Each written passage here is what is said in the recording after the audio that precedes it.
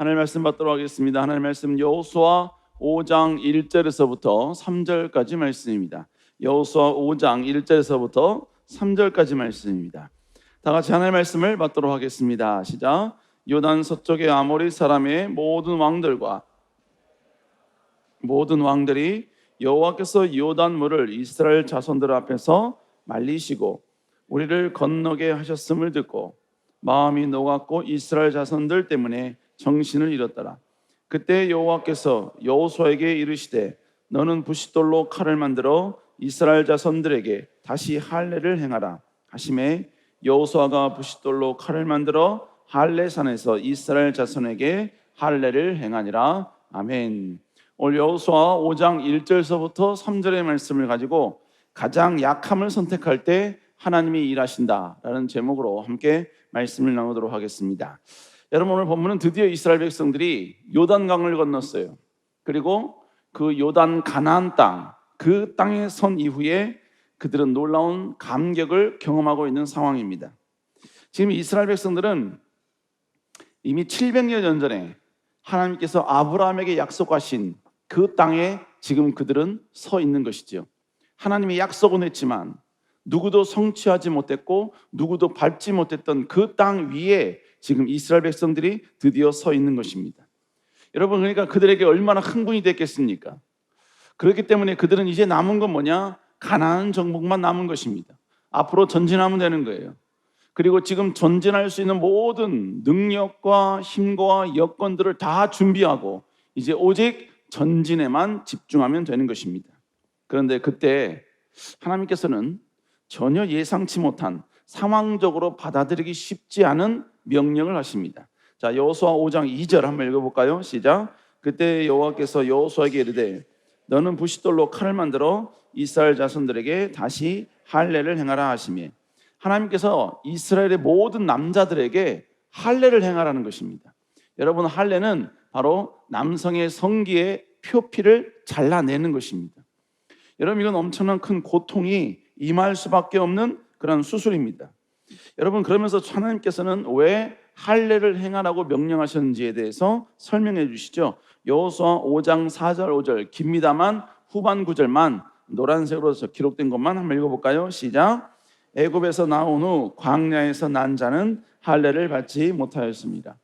여러분, 그러니까 출애굽하기 이전에, 애굽에서 나오기 이전에는 이스라엘 백성들은 할례를 행하고 있었어요. 왜?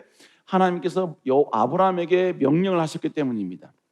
할례를 행했는데 출애굽한 이후에 광야를 40년 동안 돌면서 그 40년 기간 동안에 태어난 남자들은 할례를 못했던 것이죠. 그래서 하나님께서는 지금 할례를 행하라라고 명령을 하십니다. 그리고 그 명령에 이스라엘 백성들은 그대로 순종을 하지요. 그리고 그들은 할례를 행함과 동시에 다시 유월절을 하나님께 행합니다. 자, 여호수아 5장 10절입니다. 시작. 또 이스라엘 자손들이 길갈에 진쳤고 그달 14일 저녁에는 여리고 평지에서 유월절을 지키며. 여러분, 이것이 오늘 본문의 전반적인 내용입니다. 아주 짧은 구절입니다만 오늘 본문도 우리에게 주시는 하나님의 메시지가 있다는 것이죠. 자, 그러면 우리가 오늘 본문을 통해서 알아야 될 내용은 무엇인가? 첫 번째로 축복보다 하나님과의 관계가 먼저라는 것입니다. 자, 지금 이스라엘 백성들은 가나안 땅 초입인 여리고 평지에 와 있습니다. 즉 가나안 땅에 지금 드디어 진을 쳤다는 이야기예요. 지금 그들이 진을 친 것은 아브라함에게 약속하신 그 약속이었었죠. 그리고 그 약속 하나 때문에 그들은 지금까지 모든 걸 견디고 가나안 땅에 드디어 온 것입니다. 자, 이제 가나안 땅에 들어왔으면 그들이 해야 할 것은 단 하나입니다. 가나안 정복이에요. 가나안에 있는 모든 사람들을 전부 다 몰아내야 합니다. 저항하거나 대항하는 사람에게는 절대로 용서가 없습니다. 용납해서도 안 됩니다. 하나님의 명령에 따라 그들 모두를 다 몰아내야 하는 것이지요. 여러분, 그러면 지금 이 순간 그들이 전쟁 준비를 하는 것은 이건 지극히 성경적인 행동입니다. 그들이 지금 무기를 다듬고 전쟁을 하기 위한 모든 것들을 여러분 준비하는 것, 이건 하나님 보시기에 옳은 모습이라는 거예요. 그러니까 여러분, 이때는 헬창이 나오는 것은 하나님이 기뻐하시는 모습이었습니다. 왜요? 바로 가나안 땅을 정복하는 데 있어서 여러분 이 모든 능력들이 필요했기 때문인 것입니다. 그리고 더더욱 중요한 것은요, 무슨 군사, 무기, 전략 이것도 중요하지만 가장 중요한 전쟁에 임할 군사들, 특별히 전쟁에 참여할 이스라엘 백성들, 남자들, 그들을 육체적으로, 정신적으로 무장하는 것이 무엇보다 중요했습니다. 왜냐하면 이 모든 것들은 다 뭐냐면 하나님의 약속 가나안 땅을 정복하는 데 있어서 아주 중요한 요소였기 때문이지요. 그런데 이 상황에서 주님은요, 하나님께서는 모든 이성적인 것과는 완전 반대의 명령을 하신다는 것이죠. 그 명령이 뭐였어요? 여호수아 5장 2절에 보니까 부싯돌로 칼을 만들어서 이스라엘 모든 남자들의 할례를 행하라는 것입니다. 여러분, 이 중요한 시간에, 이 중요한 여러분 역사적인 이 상황 가운데 많은 걸 준비해야 될 게 많은데 왜 그것도 여러분요 자신들의 쾌락과 명예를 위해서 준비하는 것도 아니에요. 하나님의 약속을 위해서, 약속을 성취하기 위해서 준비해야 될 그 많은 것들을 해야 될 지금 이 순간에 왜 굳이 할례를 행하라고 명령하시냐 이겁니다. 여러분, 그런데 이 할례를 명하신 하나님의 그 기쁘신 뜻이 있다는 걸 우리 알아야 되죠. 그럼 할례는 어떤 의미가 있는가? 여러분, 창세기 17장 10절 11절 우리 한번 읽어볼까요? 시작. 너희 중 남자는 다 할례를 받으라. 이것이 나와 너희와 너희 후손 사이에 지킬 내 언약이라. 너희는 포피를 배워라. 이것이 나와 너희 사이의 언약의 표징이다. 결국 여러분, 할례는 어떤 의미예요? 언약 백성으로서 하나님과 우리 인간과의 약속이었고 언약의 표징이었습니다. 여러분, 심지어 하나님께서는 이런 말씀까지 하십니다. 창세기 17장 14절 읽어볼까요? 시작. 할례를 받지 아니한 남자 곧 그 포피를 베지 아니한 자는 백성 중에 끊어지리라. 결국 본문에 뭐라고 이야기합니까? 할례를 받지 않으면 그 민족에게서 끊어진다는 것입니다. 더 이상 언약 백성이 되지 않으면, 할례를 행함으로 언약 백성이 되지 않으면 그 사람의 생명은 다한다는 얘기예요. 절대로 그 사람을 통해서 하나님의 위대한 역사를 이룰 수 없다는 것입니다. 여러분, 모세는 애굽에 있었죠. 그리고 광야에서 40년 동안 그는 목동의 일을 했습니다. 근데 40년, 그의 나이 80이 되었을 때 하나님께서 그를 부르시죠. 여러분, 그때 부르실 때 그가 하나님의 명령에 따라 여러분 애굽 왕에 갈 때 주의 천사가 나타나 모세를 죽이려고 합니다. 아니, 부르실 때는 언제고 부르시고 난 이후에 왜 지금 죽이려고 하냐 이거예요. 근데 그때 그의 아내가 여러분 바로 표피를 베어서 던집니다. 그래서 여러분 주의 사자가 모세를 살려요. 여러분, 결국 이것이 육체적인 표식이긴 하지만 하나님 입장에서는 언약을 이루는 언약의 표징으로서 너무나 중요한 예식이었다는 것입니다. 우리가 봤을 때 그게 뭐지? 꼭 그렇게만 해야만 하나? 그러나 여러분, 하나님은 약속의 하나님이시고 절대로 한 번 하신 약속은 변개가 없으신 분이시기에 여러분, 우리가 이해되지 않더라도 우리는 철저히 그 약속을 지켜야만 한다는 것입니다. 결국 하나님께서는요, 위대한 축복, 가나안 정복, 이것을 이루기 앞서서 하나님은 이스라엘 백성들에게 명령한 게 뭐냐면, 첫 번째로 내가 너에게 명령한 그 언약의 표징을 가지라는 것입니다. 이 모든 축복보다 더 중요한 게 무엇이냐? 지금 너희가 하나님의 백성이 되고 하나님의 언약의 표징을 갖는 것, 이게 중요하다는 것입니다. 결국 오늘의 이 말씀은 우리에게 참 중요한 교훈을 줍니다. 여러분, 하나님의 축복을 이루는 것보다, 하나님의 약속을 이루는 것보다 더 중요한 것은 하나님의 언약 백성이 되는 게 중요하다는 거예요. 하나님의 계획을 성취하는 것보다, 하나님의 위대한 약속이 나를 통하여 성취되어지는 것보다 더 중요한 것은 우리가 하나님의 백성답게 성결과 정결을 유지하는 게 중요하다는 것입니다. 위대한 축복, 위대한 형통, 그래서 그걸 가지고 하나님 나라 영광을 위해 쓰임받는 것, 여러분 이것도 물론 중요하지만 그것보다 더 중요한 것은 하나님이 기뻐하는 백성이 되는 것, 하나님의 말씀에 철저히 순종하는 백성이 되는 것, 여러분 이것이 중요하다는 것이죠. 그러나 여러분, 어리석은 그리스도인들은 하나님 나라 영광을 위해서 쓰임받기를 소원하면서 준비된 자가 되겠다고 언약 백성이 되는 것을 포기할 때가 있습니다.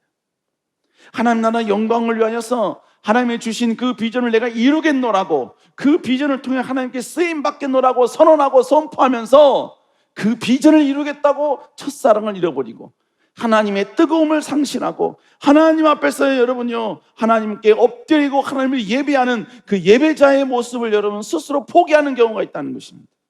여러분, 이건 하나님의 방식이 아니에요. 인간 내 방식이라는 것이죠. 비전이 이루어지는 것이 조금 늦을지라도 여러분, 우리가 하나님께 받을 수 있는 축복의 분량이 조금 줄어드는 한이 있더라도, 감해지는 한이 있더라도 우리는 하나님을 존중히 여기는 백성, 하나님 앞에 여러분 더욱더 순종하는 백성, 하나님의 기쁨이 되는 백성이 무엇보다 돼야 되는 것이 중요한 것입니다. 여러분, 그러니까 성경을 보세요. 하나님께서는요, 하나님이 사용하시겠다고 쓰시는 백성들을 보면요, 그가 쓰시기 위해서 모든 조건을 다 갖추었을 때 그를 부른 게 아니었어요. 하나님이 아브라함을 불렀을 때 아브라함은 신체적으로도 여러분 가장 열등한 상태였습니다. 그의 신앙적으로도 여러분 전혀 열등한 형. 왜요? 가문이 여러분요, 그의 아버지가 우상을 파는 사람이 아니었습니까? 뿐만 아니라 그의 모든 나이도 그랬고 신체적으로 상황적으로 그는 하나님께 쓰임받을 수 있을 조건은 단 하나도 없었습니다. 그럼에도 불구하고 하나님이 그를 부르신 이유가 뭡니까? 아직은 아니지만 그가 먼 훗날 하나님의 귀한 언약 백성이 될 걸 하나님은 아셨기 때문인 것입니다. 갖춘 건 지금 아무도 없지만 철저히 하나님의 말씀에 순종하고 하나님이 이삭을 바치라 할지라도 그 이삭을 바칠 만큼 하나님 앞에 철저히 하나님을 존중히 여기는 사람이 될 것을 하나님이 아셨기 때문에 그가 지금 가진 것이 아무것도 없고 준비된 것이 아무것도 없을지라도 하나님은 그를 부르셨고 그와 약속을 행하셨다는 것입니다. 여러분, 그러면 왜 하나님은 전혀 준비되지도 않고 갖추지도 않은 그에게 이렇게 여러분 약속하셨고 그를 부르셨을까요? 그 이유는요, 하나님은 전능하신 분이기 때문에 그런 거예요. 그가 능력이 부족해요? 그가 축복이 부족해요? 그가 지식이 부족해요? 그가 인맥이 부족해요? 그에게 여러분 사람이 없어요? 돈이 없어요? 명예가 없어요? 그건 하나님이 다 부어주시면 되는 거예요. 하나님이 다 공급해 주시면 되는 거예요. 그걸 공급해 주시는 이는 여호와이십니다. 여호와가 오늘요 마음만 바꾸시면 우리는 일순간에 지금요 일확천금을 누릴 수 있게 되는 거예요. 그러나 그 전에 하나님은 하나님의 언약 백성이 먼저 되라는 것입니다. 하나님의 언약 백성이 될 때 하나님은 그 언약 백성의 모습처럼 하나님은 우리에게 공급해 주시고 역사하시고 축복해 주시겠다라는 것입니다. 우리 사랑하는 성도 여러분, 우리 성도 여러분, 축복보다 먼저 하나님을 존중히 여기시는, 하나님 안으로 기뻐하는 하나님의 사람이 될 수 있는 여러분 되시기를 주의 이름으로 축원합니다. 두 번째로, 하나님의 백성은 순종으로 인해 가장 약해지는 것을 수용해야 한다는 것입니다. 사실 지금 가나안 정복에 나가야 될 이스라엘 백성들은 전쟁을 해본 경험이 전혀 없습니다. 왜냐하면 광야에서 지금 40년 동안 광야 생활을 했기 때문이에요. 그렇다면 가나안 정복을 위해서 지금 남성들은 전쟁을 준비해야 합니다. 전쟁을 어떻게 이겨야 될지 여러분 서로 그들끼리 전략을 짜야 되고 전술을 여러분 익혀야 되고 어떤 소리에 그들이 후퇴하고 어떤 여러분의 소리에 그들이 전진해야 될지 그들끼리 여러분이 전부 다 합을 맞춰야 된다는 상황입니다. 그리고 전쟁을 위해서 지금 남자들의 체력을 여러분 보강해야 하는 것입니다. 여러분, 이 상황을 잘 아는 하나님이라면 여러분 남자들이 전쟁에 나아가서 절대로 육체적으로 체력적으로 밀리지 않도록 어떤 여러분 조치를 명령하고 그래야 되는 것이 하나님 아닙니까? 그런데 여러분 하나님은 정반대로 전쟁에 나가야 될 이스라엘 백성들 남자들에게 지금 할례를 행하라는 거예요. 할례를. 여러분, 그러면 할례와 이 전투력과는 어떤 상관관계가 있는가? 우리 남자들은 다 아실 것입니다. 어떤 상관관계가 있는가? 여러분, 성경에서도요 이 할례와 전쟁 어떤 관계가 있는지 보여주는 성경 구절이 창세기에 나와 있습니다. 여러분, 그 사건이 바로면 야곱의 딸 디나 사건입니다. 내용을 읽으면 뭘 말하냐면 야곱의 딸 디나가 히위족 속에 있는 땅에 들어갔어요. 그런데 거기서 여러분 여러 가지를 구경하다가 히위족 속의 추장 세겜의 눈에 들어서 이 세겜에게 강간을 당합니다. 자, 그것이 창세기 34장 2절에 나와 있어요. 그런데 다행스러운 것은 이 세겜의 추장, 이 하몰의 아들 추장 세겜이요 이 디나를 사랑을 했습니다. 우리 34장 3절 읽어볼까요? 시작. 그 마음이 깊이 야곱의 딸 디나에게 연연하여 그 소녀를 사랑하여. 여러분, 비록 강간을 했지만 바로 디나를 사랑했어요. 그래서 이 세겜이, 추장 세겜이 야곱에게 찾아와 거래를 합니다. 요청을 드려요. 어떤 요청을 드냐면, 우리 이제 싸우지 말고, 서로 다른 민족이긴 하지만 우리 두 민족이 함께 결혼합시다. 결혼을 통해서 서로 같은 동족이 됩시다. 이렇게 제안을 해요. 그래서 여러분, 지금 그의 디나와 결혼을 하려는, 정중히 아내로 맞으려는 바로 이 세겜의 노력이었습니다. 그런데 그때 야곱의 아들들이 세겜 이 추장에게 와요. 그리고 그에게 뭐라고 말하냐면, 야, 우리는 하나님을 섬기는 백성들이다. 특별히 남자는 할례를 행해야 된다. 그러니까 너희 세겜도 할례를 너도 해야 되지만 세겜 땅에 있는 모든 남자들도 다 할례를 행해야 된다라고 이야기를 해요. 그러자 여러분, 이 세겜이 아내를 얻기 위해서, 디나를 얻기 위해서 이것에 대해서 오케이를 합니다. 그리고 집에 가서 다시 자기 나라로 가서 모든 세겜에 있는 모든 남자들을 전부 다 할례를 시켜요. 자기도 뿐만 아니라 할례를 행하고요. 그런데 이 세겜 남자들이 할례를 행한 이후에 채 3일이 지나기 전에 무자비한 사건이 일어나게 됩니다. 창세기 34장 24절 25절. 자, 우리 노란색으로 기록된 부분만 읽을까요? 시작. 제3일에 아직 그들이 아파할 때 야곱의 두 아들 디나의 오라버니 시므온과 레이가 각기 칼을 가지고 가서 몰래 그 성읍을 기습하여 그 모든 남자를 죽이고. 지금 어떤 상황이냐면, 시므온과 뿐만 아니라 레위가 3일이 채 되기 전에 여러분 바로 히위족 속에게 몰래 들어가서 그 땅에 있는 모든 남자들, 할례 받은 모든 남자들을 다 죽인 거예요. 여러분, 그 많은 남자들을 몇 명이 죽였냐면 이 2명이 가서 죽였다고요. 그런데 여러분, 왜 그들은 반항하지 못했을까? 왜 그들은 이 두 사람을 저항하지 못했을까? 왜 그러냐면 오늘 본문에 나오죠. 제3일에 아직 그들이 아파할 때에. 결국 뭡니까? 제가 여러분께 말씀드린 것은, 할례를 행한다는 것은 모든 능력을 빼앗았다라는 의미예요.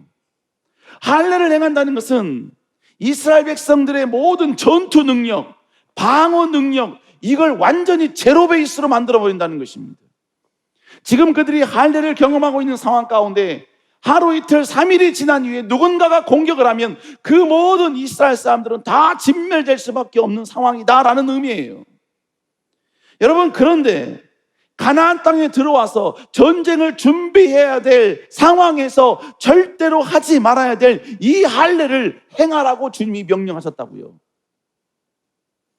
그런 할례를 명령하신 주체가 바로 2절에 보니까 하나님이었다고 우리에게 이야기하고 있습니다. 어떻게 모든 걸 아시는 하나님께서 이러실 수 있지요? 여러분, 이렇게 반문할 수 있습니다. 주님, 내가 지금 하나님 뜻대로 하면 나는 이 순간 모든 걸 빼앗길 만큼 약해집니다. 내가 이 순간 하나님의 말씀에 순종을 하면 나는 무기력하게 지금까지 내가 쌓아놓았던 모든 나의 탑들이 일순간에 무너지게 됩니다.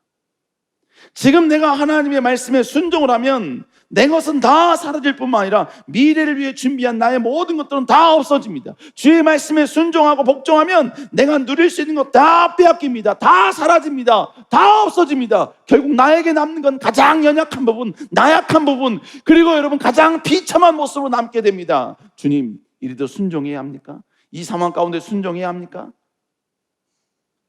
네, 결론은요, 그럴지라도 순종해야 한다는 것입니다. 그리고 하나님이 원하시는 길을 갈 수 있어야 된다는 것입니다. 여러분, 주님이 원하시는 복음을 전달해 보세요. 여러분, 그러면 대번에 나의 인격은 절대로 여러분 존중받지 못하게 됩니다. 예수 그리스도가 구주라는 사실, 하나님이 기뻐하시는 복음을 외쳐보세요. 외치는 그 순간 모든 사람들에게 외면당합니다. 지금까지 내가 갖추었던 모든 학력, 지금까지 내가 준비했던 모든 지식들, 이 모든 것이 처참하게 짓밟히면서 모든 사람들 앞에 공격을 당합니다. 내가 하나님이 기뻐하는 일을 하면요, 나에게 손해가 오기 시작합니다. 내가 하나님 원하시는 그 길을 여러분 묵묵히 걸어가면요, 내가 어떤 길을 가느냐에 따라 여러분 우리는 그때부터 서서히 나 자신을 희생해야 합니다. 나 자신을 포기해야 합니다. 여러분, 그래도 우리는 그 길을 걸어가야 합니까? 정답은 예, 그래도 우리는 그 길을 걸어가야 합니다. 여러분, 그 길을 걸어갔던 그 존재가 누구입니까? 바로 예수 그리스도가 그 길을 걸어가셨다는 것입니다. 여러분, 예수님은요, 하나님의 명령대로 순종하면 절대로 갈 수 없는 길, 가장 비참하고 가장 처참한 그 길을 가셔야만 합니다. 여러분, 그 길을 가려면 그 길은 모든 인간들에게 침뱉음을 당하는 길이고, 모든 사람에게 주먹질 당하는 길이고, 모든 사람에게 비난당하는 길입니다. 심지어 인간 어느 누구도 여러분 대접받지 못한 엄청난 고통을 받아야지만이 받는 그 길이 주님이 하나님의 말씀에 순종하면 가야 될 길이었다는 것입니다. 여러분, 그런데 주님은 가셨잖아요. 그 길이 뭡니까? 바로 십자가의 길이었다는 것입니다. 그 십자가의 길은 절대로 주님 자신을 위해서 간 길이 아닙니다. 주님이 그 길을 가신다고 얻는 게 뭐가 있어요? 그 순간만큼은 수치와 모욕과 여러분 참담함밖에 여러분 그게 가질 수 없는 것입니다. 그러나 예수님께서는요, 단 하나, 바로 우리를 살리시기 위하여 여러분 하나님의 명령과 말씀을 따라 갈 수 없는 그 십자가의 길을 예수님은 묵묵히 걸어가셨다는 것입니다. 여러분, 12명의 제자들도 마찬가지입니다. 그들이 여러분 주님의 명령에 따라 복음을 전파하기 시작했죠. 온 땅을 두루다니며 그리스와 이집트와 여러분 저 멀리까지 가면서 그들은 예수 그리스도가 진정한 구주임을 증거하기 시작을 했습니다. 여러분, 그들이 하나님의 명령을 따라 그들이 결국 그 길을 갔을 때 그들의 마지막은 어땠습니까? 비참한 순교였습니다. 십자가에서 거꾸로 매달라 죽었고요. 누구는 여러분 성전에서 여러분 밀려서 여러분 그 성전에 떨어져 죽었어요. 근데 떨어졌는데 아직 살아있어서 그 밑에 있는 수많은 사람이 죽을 때까지 그들을 여러분 패했습니다. 바돌로메는 여러분 그 머리부터 발끝까지 여러분 살의 껍질이 벗겨져서 비참하게 죽었습니다. 여러분, 12명 가운데 요셉을 제외한 모든 사람들은 이렇게 비참하게 죽었다고요. 여러분, 요한도 마찬가지였죠. 그는 끓는 기름불에 들어갔습니다. 온몸이 탔어요. 그럼에도 불구하고 살아나왔어요. 그래서 여러분 그는 평생 그 온몸이 살에 찢은 기름에 튀긴 채로 여러분 그들은 인생을 살았다는 이야기입니다. 그들이 이렇게 비참한 길, 인생 어느 누구도 가지 않는 길, 가장 약하고 가장 비참하고 가장 처참한 길을 갔던 이유가 무엇입니까? 주님이 원하셨기 때문이었습니다. 하나님이 원하셨기 때문에 그렇습니다. 하나님이 여러분 복음을 전파하는 것, 이걸 원하셨기 때문에 그들이 그 길을 갔고 그들이 그 길을 여러분 순종했기 때문에 그들은 가장 연약하고 가장 나약하고 가장 비참한 길을 가게 됐다는 것입니다. 우리 사랑하는 성도 여러분, 우리 성도 여러분, 여러분 하나님 나라 영광을 위해서라면, 하나님의 기쁨을 위해서라면, 아니 하나님이 원하신다면 가장 최악의 상황이 되고 모든 걸 빼앗기고 가장 치욕과 모욕을 우리가 감당해야 한다 할지라도 우리는 그 길을 수용할 수 있는 사람이 되어야 됩니다. 그 길을 받아들일 수 있는 사람이 되어야 돼요. 지금 당장 예스라고는 말을 못하지만, 예스라고 지금 이 순간 내가 고백은 못하지만 내 마음 가운데 거부감이 들지라도 내 마음속에는 서서히 예스의 Y자를 서서히 그어 나갈 수 있는 사람이 되어야 돼요. 그걸 그으면서 여러분 울더라도, 그걸 그어 내려가면서 여러분 내 가슴을 찢고 여러분요 불안과 여러분 초조함이 내게 엄습한다 할지라도 내 사랑하는 주님의 영광을 위하여, 주님이 내가 그 길을 가기를 원하신다면 그 길을 묵묵히 걸어갈 수 있는, 하나님을 진심으로 존중히 여길 수 있는 사람이 되어야 한다는 것입니다. 여러분, 지금 이 시대는 하나님을 통해서 무언가를 얻고자 하는 그리스도인은 많되 주님을 위해서 내 것을 희생할 수 있는 사람은 극히 적은 시대입니다. 그래서 주님께서 여러분 수많은 말씀 가운데 어떤 말씀합니까? 말세에 이만한 믿음이 찾아볼 수 있겠느냐라고 말씀하셨어요. 마지막에 되면 진심으로 하나님을 존중히 여기고 하나님이 원하신다는 이유 때문에 외로운 십자가의 길을 걷는 사람들이 없어진다는, 사라진다는 이야기인 것입니다. 우리 사랑하는 여러분, 성도 여러분, 저 천국에 가면 하나님이 우리를 칭찬하시는 그 근거가 뭐겠습니까? 우리를 여러분이 보았을 때 우리에게 아름다운 멸관을 주시는 그 근거가 뭐겠냐 이거예요. 여러분, 그 근거는 내가 하나님의 길을 간다는 이유 때문에 가장 낮아진 모습, 낮아진 상태로 갔던 우리의 모든 모습들, 여러분, 그것이 바로 저 아름다운 천국에서 하나님께 칭찬받는 유일한 요소가 되는 것입니다. 우리 사랑하는 여러분, 다시 한번 모두가 이 길을 포기할 때 그 길을 가겠노라고 다시 한번 고백할 수 있는 여러분 되시기를 주의 이름으로 축복합니다. 마지막 세 번째로, 여러분, 약함을 선택하는 자는 하나님 반드시 책임져 주신다는 것입니다. 이스라엘 백성들은 결국요 지금 할례를 행했습니다. 할례를 행했어요. 그래서 그들은 지금 완전히 전투 능력을 제로로 된 상태로 그들은 가나안 땅에 머물고 있는 것입니다. 그것이 여러분 5장 8절에 나오죠. 5장 8절 읽어볼까요? 시작. 또 그 모든 백성에게 할례 행하를 마치매, 지금 여러분 그들은 지금 할례를 마쳤어요. 그리고 진중의 각 처소에 머물며 낫기를 기다리고 있습니다. 지금 하나님의 명령에 순종한 까닭에 그들은 지금 가장 연약한 상태, 가장 나약한 상태, 전쟁이 일어나 쳐들어오면 다 죽어야 될 상황 가운데 있어요. 그러나 그 모든 위험을 하나님의 명령이기 때문에 그들은 순종하고 있는 것입니다. 근데 여러분, 중요한 게 뭔지 아세요? 여러분, 하나님의 말씀에 순종한 까닭에 가장 약함을 선택한 백성은 하나님이 그들을 보호하시고 지켜주시고 인도해 주신다는 것입니다. 여러분, 성경은요 이스라엘 백성들에게 할례를 행하라라고 하신 명령이 여호수아 5장 2절부터 나옵니다. 그리고 그 할례하는 과정이 쭉 9장까지 나와요. 제가 여러분께 뭘 말씀드리냐? 여호수아 5장 1절은 할례와는 상관없는 말씀을 하셔요. 그런데 이 말씀이 어마어마하게 중요한 말씀입니다. 우리 한번 뭐라고 말씀하는지 읽어볼까요? 여호수아 5장 1절입니다. 시작.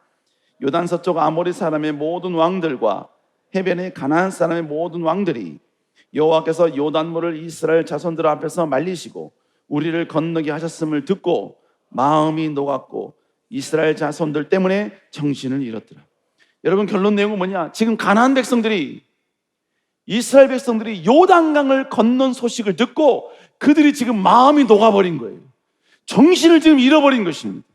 이건 뭘 말하느냐? 지금 모든 가나안 족속들이 요단강을 건넌 사건을 두고 그들이 이스라엘 백성들을 극도로 두려워하고 있다는 것입니다. 극도로 무서워하고 있다는 것이에요. 그래서 여러분, 지금 모든 가나안 백성들은 이스라엘 백성들이 할례를 행했음에도 불구하고 절대로 쳐들어올 수 없는 그러한 상태가 되게 되었다는 것입니다. 여러분, 이들은 왜 이 두려운 마음을 갖게 되었을까요? 여러분, 그 이유는 단 하나입니다. 바로 하나님이 그들의 마음을 그렇게 만들어 놓으신 것입니다. 절대로, 여러분, 하나님도 여러분 할례를 행하면 이스라엘 백성들이 가장 연약하고 나약한 부분, 그 상태로 된다는 걸 하나님은 아셨어요.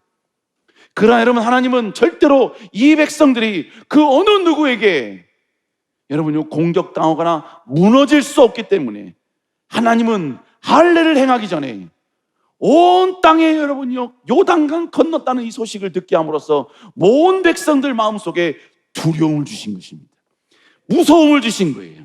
그래서 어느 누구도 지금 이스라엘 백성들이 가장 약할 때 쳐들어올 수 없는 이 상태로 하나님은 만들어 주셨다는 것입니다.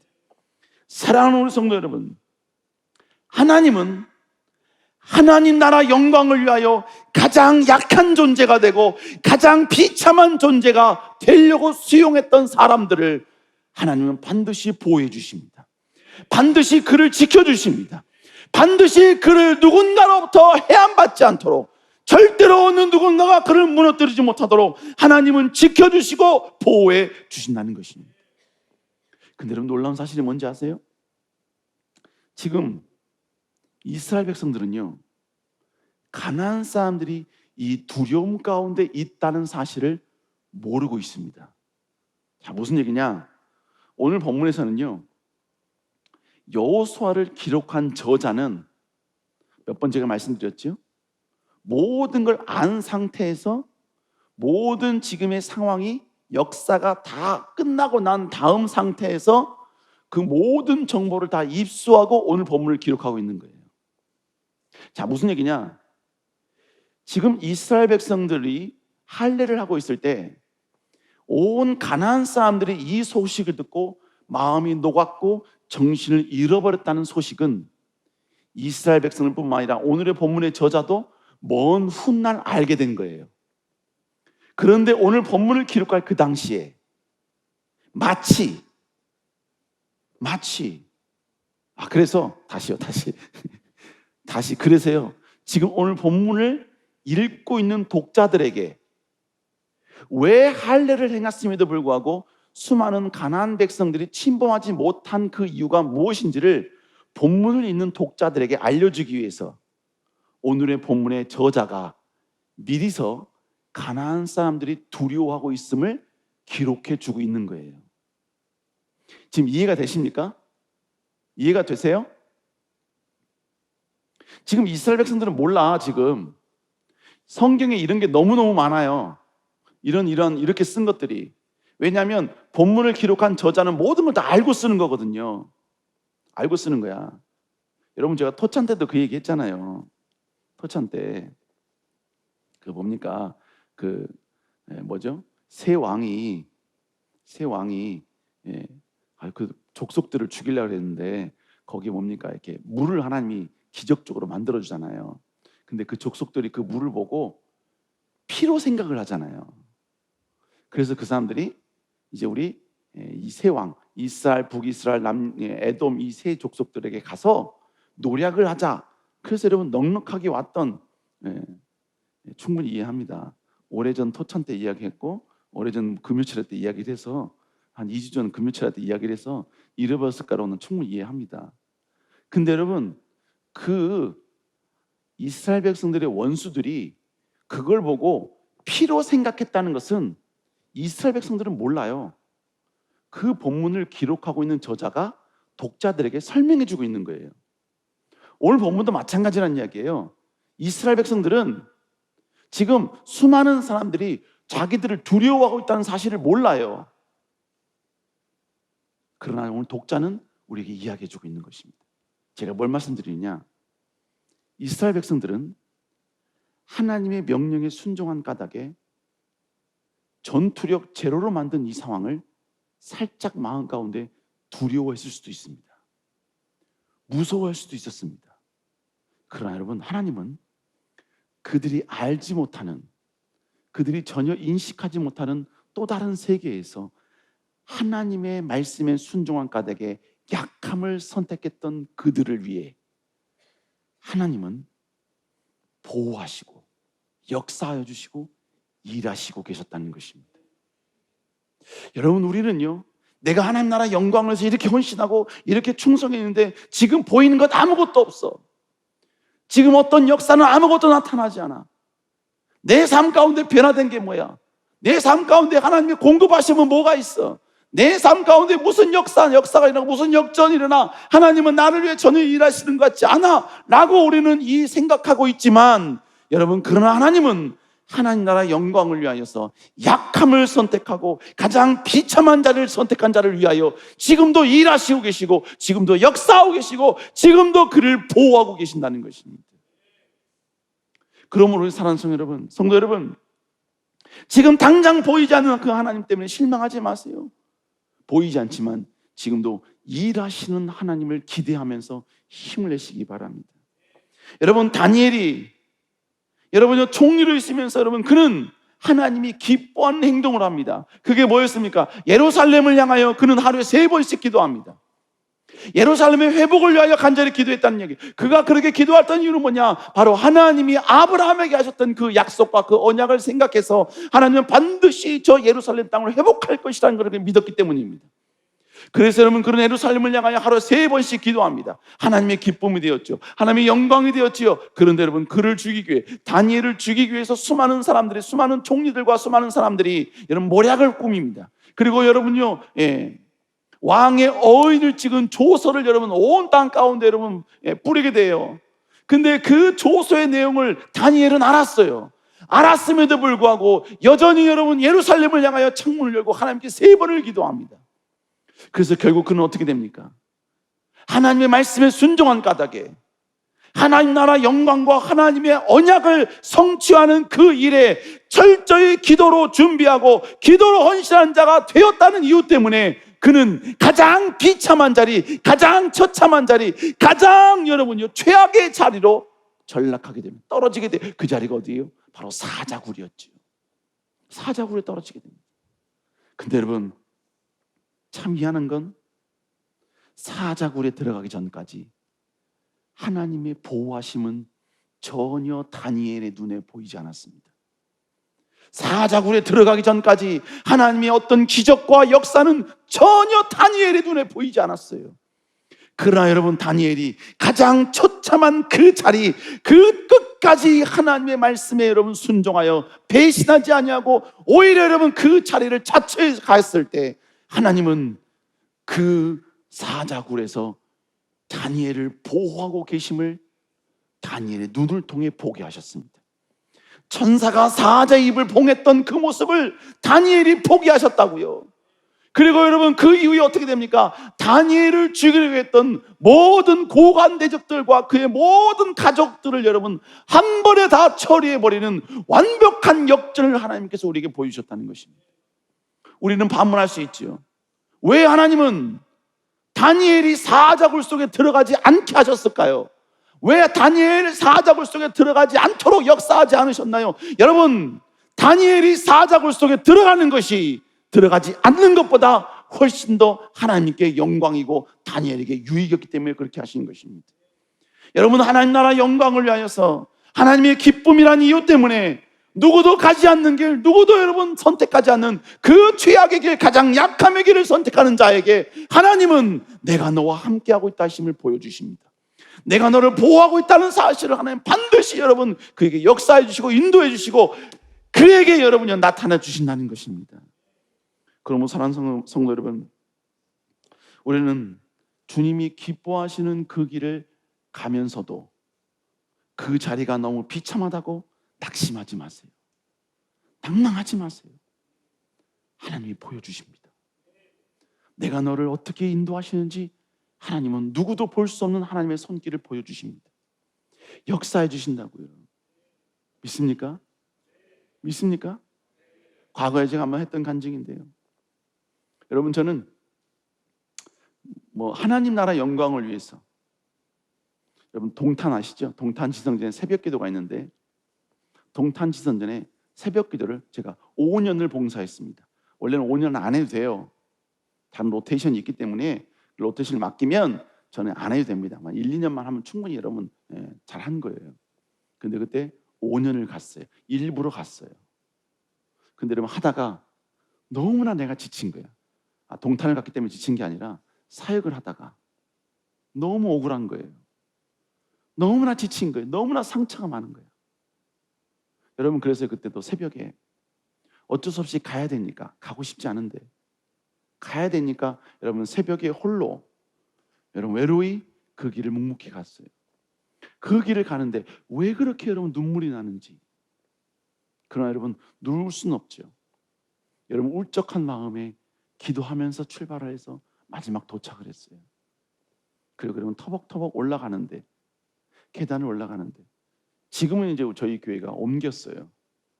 근데 옛날에 있던 교회는 소동탄에 있었는데 그 소동탄 앞에 거기가 아마 호텔이 하나 있었습니다. 근데 그 호텔 지하가 나이트클럽이었어요. 그래서 여러분 새벽마다 갈 때마다 은혜가 안 되는 여러 가지 많은 찌라시들이 막 여기저기 막 널려 있었습니다. 항상 그랬어요. 항상. 근데 그날은 터벅터벅 가는데 그 찌라시가 3장인가 이렇게 겹쳐 있는데 그 세 장을 연이어서 이렇게 읽어봤더니 뭐냐면 너와 함께 한다라는 단어였어요. 너와 함께 한다. 세 장이 이렇게 겹쳐서 폰트도 다 달랐어요. 근데 그 단어가 저의 눈 속에 터벅터벅 걸어가며 아래를 보며 울적히 걸어가는 내 눈 속에 너와 함께 한다. 왈칵 눈물이 쏟아지는 거예요. 그래서 이게 어떻게 이 세 개가 단어가 됐는가? 다시 펴봤더니 뭐 이쁜 아가씨와 함께 뭐 주로 그런 거예요. 흩어지 말 걸 그랬어요. 여러분께 뭔 말씀드리느냐? 하나님이 원하시는 그 길을 갈 때 때로는 너무나 지치고 힘들어서 너무나 약해지고 너무나 큰 상처받고 너무나 큰 좌절이 찾아올 때 하나님은 어디 계시죠? 내가 그렇게 하나님을 사랑했는데 하나님 말씀에 순종했는데 하나님 도대체 어디 계시는 겁니까? 나와 함께 하시는 거 맞습니까? 여러분, 하나님 보이지 않지만 하나님은 그를 위하여 일하시고 계십니다. 그러진 않겠죠. 그러진 않지만 하나님은 제가 오는 시간을 정확히 하셨고 제가 파킹할 자리도 정확히 하셨고 제가 올라갈 그 길도 정확히 하셨기에 그 길에다가 너와 함께 한다라는 이거를 세 장을 모으셔서 거기서 쪼그리고 앉으셔서 그거를 조합을 하고 계셨던 거예요. 우리 사랑하는 여러분, 하나님은 가장 하나님의 영광을 위해 가장 약한 자를 선택하는 자를 위하여 지금도 일하십니다. 여러분 이걸 하시고 다시 한번 하나님 나라의 영광을 위해 달려나갈 수 있는 여러분 되시기를 주 이름으로 축원합니다. 기도하시겠습니다.